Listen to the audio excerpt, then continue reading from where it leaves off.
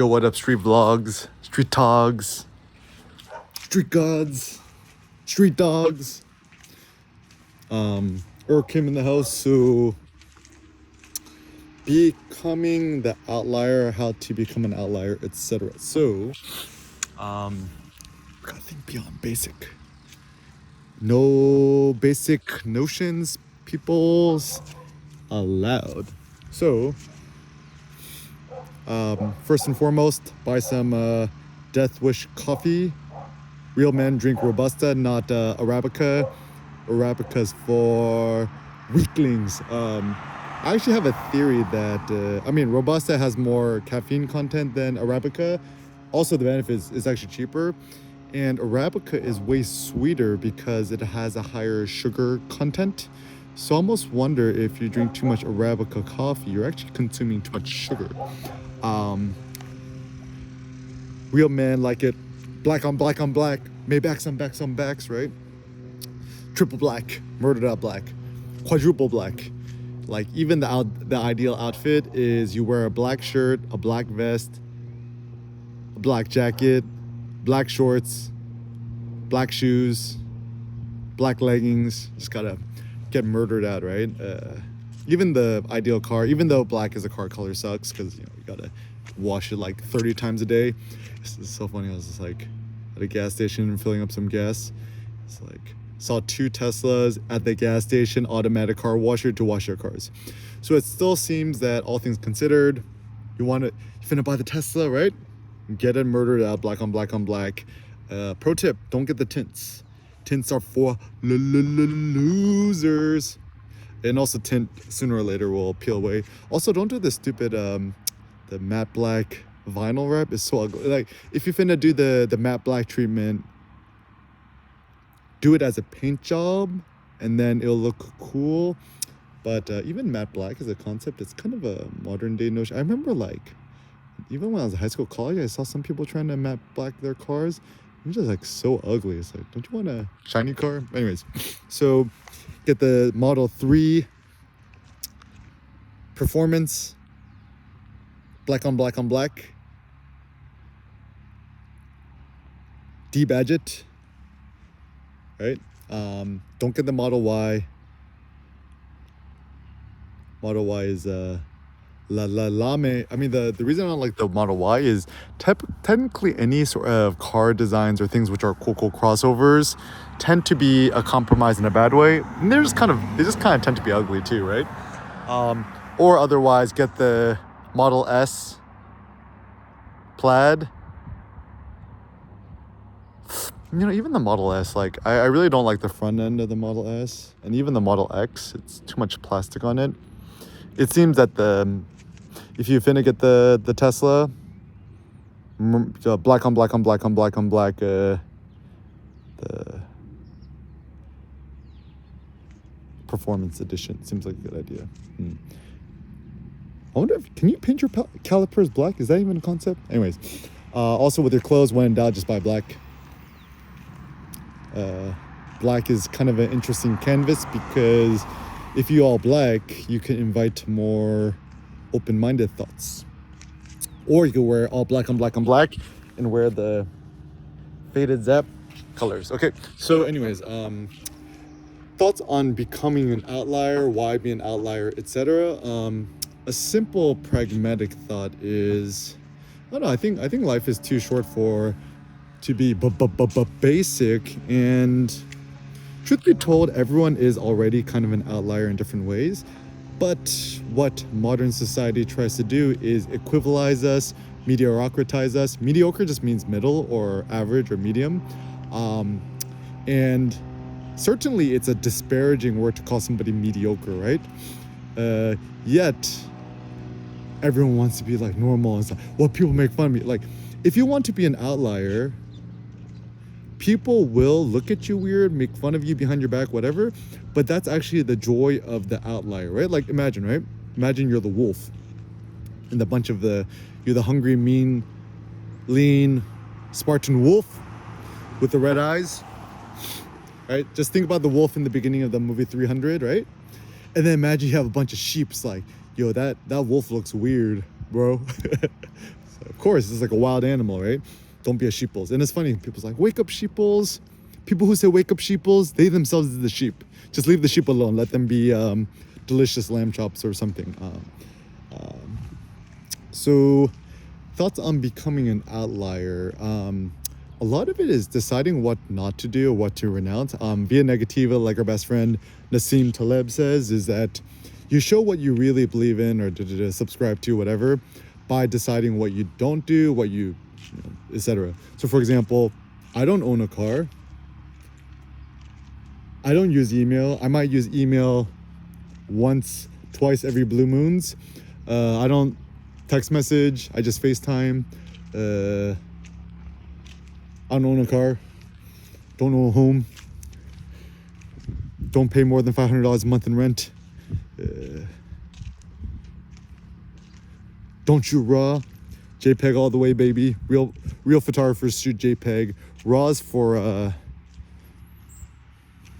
I think actually people who shoot RAW tend to be very insecure because everyone's trying to be like a pro photographer. Want to look super legit, right? It's like and then like it's almost expected that one shoots RAW, and so whenever I meet a bunch of like kind of like intermediate photographers, even intermediate advanced photographers, and I say I shoot JPEG and small JPEG, use autofocus and P mode, they're like, oh, this is for newbies. I'm like, it's like, bro, I don't have the black paint brass Leica MP with the 35 Summicron, a spherical. I know all about the Leicas. I know all about the films. And actually the big benefit of experimenting with everything is to know that in your soul and your heart, and also when just talking with other people, that in fact you could flex whatever you decide to do because you done tried other options. So people are like, yeah, but film is the best, man. Film. I'm like, yeah, I done shoot like, 5,000 rolls of Portra 400 and done pushed Tri-X 400 to 1600 for like years, right? And so once again, I think it is a good strategy to experiment with everything. And also the funny thing is to become an outlier in the context of photography. Don't have an Instagram. Instagram is for lame people. People's like, yo, what's your IG? What's your Instagram? I'm like, I don't have an Instagram. It's like, you don't have an Instagram? Like, use more of a flex to what you don't do. Like, if you at the gym, right? Like, even I did like over 6 plate squat hold. They're like, you don't use a belt. So just showing what you don't have or what you denounce is actually more interesting. I think actually it might have even been Cato or one of those old school Roman patrician. Was it Cleon? Was it Cato? It might have been Cato. And then, he's like praetor or something of Rome, some sort of official position. He walked all the way to Rome. He didn't even take a horse, right? The ultimate flex. And then they're like, why isn't there a statue of you? Let's say it's Cato. Cato, why isn't there a statue of you? He said, I would rather people ask me why there isn't a statue of me than rather why is there a statue of you? And I was like, funny, because like actually nowadays you go to monuments, right? You see all these statues of random people. You're like, who is that, right? So statues, like it's a bigger flex to reject the Nobel Peace Prize. Like I ain't finna accept this, dynamite loving man killing award, and to accept awards. And it's funny too, because when you accept a certain award, you're kind of kowtowing to somebody else as being superior to you, as being able to bestow an award on you. So if someone's gonna bestow an award on me, I'm only gonna be cool with it if it's Elon or Kanye. Peter Thiel's cool too. Maybe Jeff, Mr. Bezos. He's so very underrated. Read Invent and Wander by Jeff Bezos. He's the one. I mean, simple things to become outliers. Eat and drink different, right? Like, I think I'm the only guy I know who doesn't drink alcohol, or person or human, woman. Everyone, either drinks beer or wine, spirits, whiskey. Never trust the fat dudes who are like too into craft beer. It's like, yeah, it's kind of like one of these funny things. Like to be too into craft beer. I'm like, what? You're finna optimize your life to just drink liquefied foamy bread in your mouth? And then also the reason I don't trust dudes with huge beards is like it's tends to be a way to cover up their fat, or if they're bald. Even LeBron, right? The reason he has a big ass beard is to hide the fact that he's balding on top. Don't trust dudes with beards. Don't trust dudes with man buns. Don't trust dudes with the Japanese top knot, even if they're Asian, right? Like, yeah, a lot of people signal weird things. Even like something I don't trust too much is when people have cats or dogs or pets. Like, I think I'm the only person who's like anti-pet. Like, you're almost not allowed to embarrass say, I hate dogs, or I don't like dogs. But yeah, but dogs are so nice. But then you're allowed to say, I hate kids. Everyone's like, yeah, kids are annoying.